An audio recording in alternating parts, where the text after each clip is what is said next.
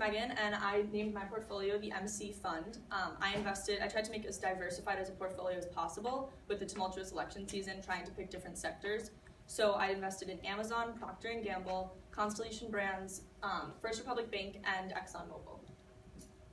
So my first stock is Amazon. It was founded in 1994 by Jeff Bezos, who originally intended for the company to be called Cadabra. However, after a lawyer called it Cadaver, he thought that it might not be a great idea for the company. So then he changed it to Relentless. However, his coworkers then realized that sounds a little bit harsh. However, if you still look up on, to this day, if you look up relentless.com, it'll redirect you to amazon.com, so I thought that was pretty interesting. He originally intended for it just to be a book, an online book company where he could offer as many books, since he doesn't have to have just one warehouse, since he could be across the entire country. However, as time went on, he expanded this, and that's actually why the logo has the A to Z arrow, because he intended for every single product from A to Z to be provided on his website. So now it sells, as all of you know, sells so many commercial goods, and it's the largest internet-based retailer, and it's really at the forefront of the new economy with all of his internet services. And in addition, many people don't know this about the company, but it offers one of the largest cloud infrastructure services with cloud computing services, and it's now becoming a contender with Microsoft.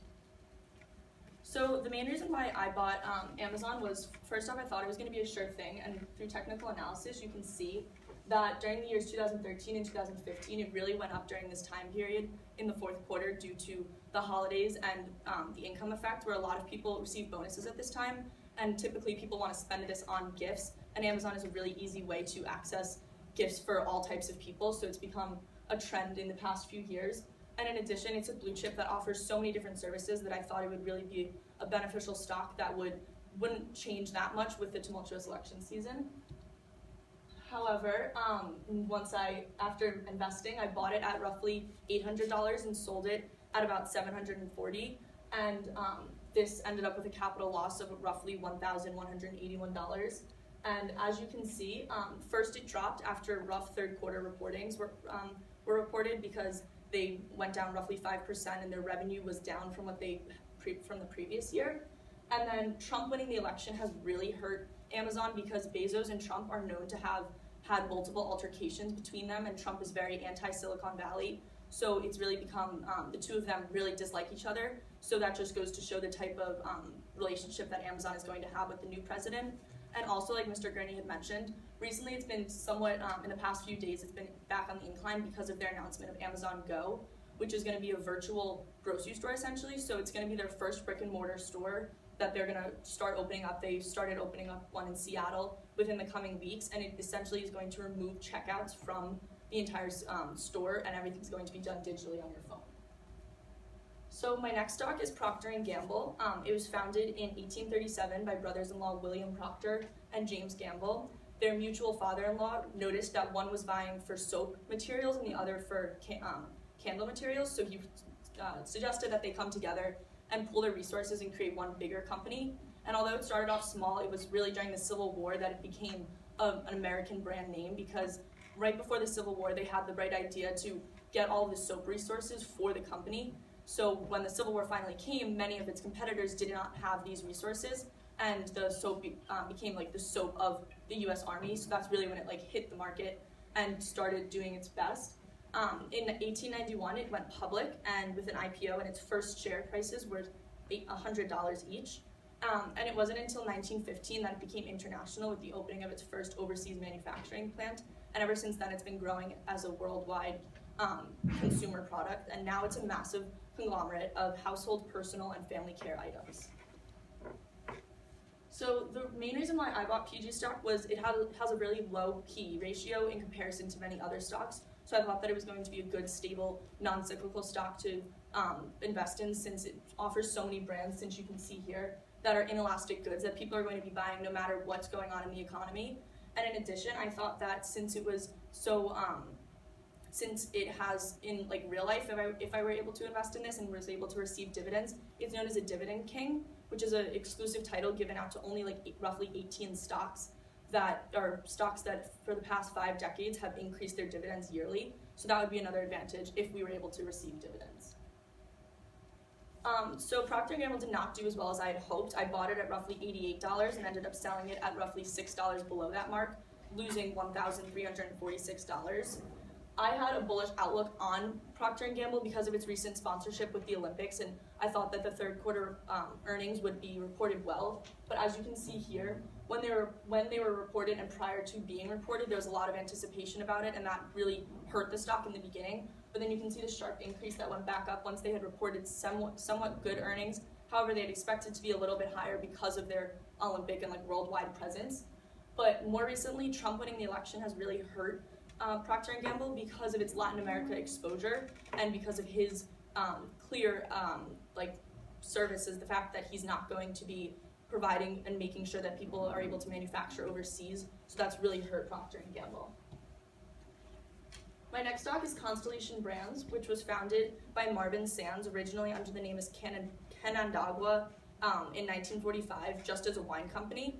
And slowly it started to expand across the country and pick up more beer and liquor, smaller companies. And eventually it changed its name in 1972 to Canandaigua Wine Company, even though at this time it did hold other types of liquor. And it was during the 80s and 90s that it really excelled and really expanded worldwide within the different markets of alcohol.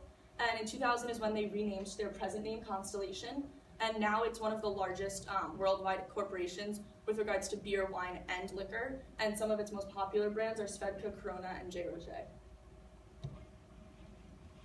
So the main reason why I bought Constellation was the fact that it was likely that Clinton was going to win the presidency at the time, and I thought that her relations with Mexico and how she wanted to increase international presence would be good for this company, since, as you saw, Corona is one of its beers, and it's one of its main beers, and since that's based out of Mexico, I thought that that would be good for the stock.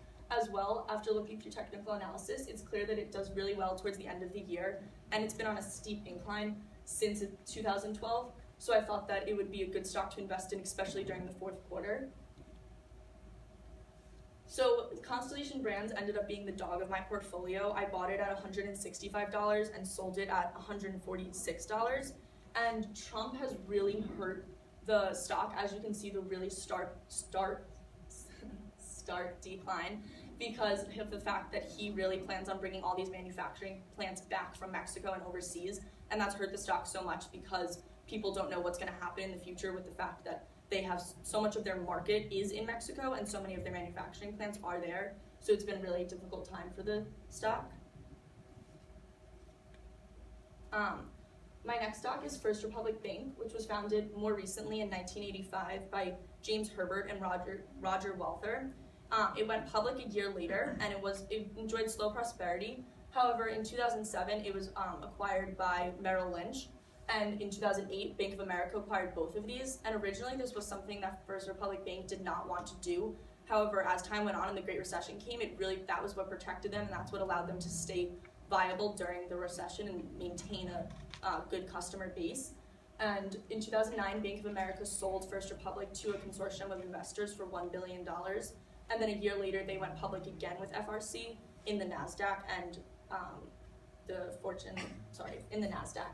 And what First Republic offers is it's a private banking company that is really you have to have a minimum of roughly $250,000 to be a part of the bank. So it's very much an elite bank. And a fun fact is the fact, I'm not sure if any of you know of, but the Stephen M. Ross, Michigan, that's their business school, and he's one of their top customers at this bank, and he's actually on the front of all of their ads because he has such a global name. And they also offer many investment, trust, and brokerage services. So the main reason why I bought FRC stock was the fact that I wanted a financial sector stock that would be able to do well with the fact that the Fed is planning on increasing interest rates, and I thought that getting in on this action in September would be a good time because it was on the higher end of its 52-week high-low ratio. However, I thought that with the coming months, I knew that the Fed was going to raise interest rates, and this helps banks because it allows them to gain more money on their returns, and they can charge more money to lend money. And also, since Trump was also a candidate, I knew that his policies would help out banks. And as you can see, it has very much helped. This has been the best stock, and I bought it at $77 and ended up selling it at $83 with a capital gain of $1,472. It started off it went up. Well, you can see this little bit of a decline prior to an earnings being released because of anticipation, but then the earnings were reported and they were good for the third quarter. However, after further analysis, they understood that although their revenue went up, so did their expenses, so that's why it started to go down a little bit. But as you can see, Trump winning the election has really helped the stock because of his close connections with big banks and his desire to help these companies, so that has really increased the stock. Finally, my last stock is Exxon Mobil Corporation, which kind of has a difficult history because it was one company that broke apart and then came back together, and it's the largest direct descendant of Standard Oil Company. And originally in 1872, I'm sure you guys remember the Sherman Antitrust Act, that tried to break up these trusts. However, it did not do a good job because it just reemerged as Standard Oil interests. And it wasn't until the 1911 Supreme Court case that Standard Oil was really broken up into 32 little companies, and two of these were the Jersey Standard, which eventually became Exxon, and the other was Socony, which eventually became Mobil.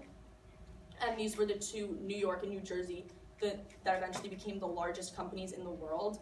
And now, since these two merged in 1998, signing a $73.7 billion merger plan to form the present corporation, and formally in the stock market, Mobil bought Exxon so that the Mobil shareholders got roughly 30% of the new company, and Exxon shareholders got 70%, and that was the way that they had worked out their agreements.